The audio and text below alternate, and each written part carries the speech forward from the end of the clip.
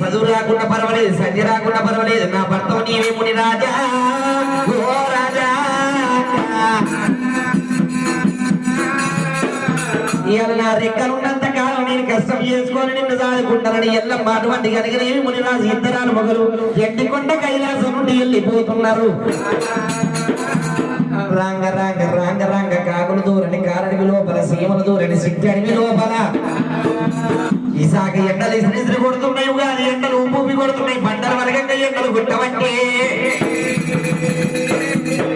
ఎక్కడి లేని ఎండకు ముని రాజుకు ఎక్కడి లేని దాహమైందట.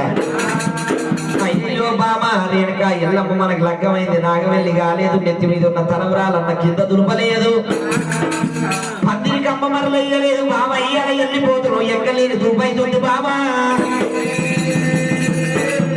అటువంటి అడవి లోపల ముని రాజు కనుక చెట్టు కింద కూర్చోబెట్టి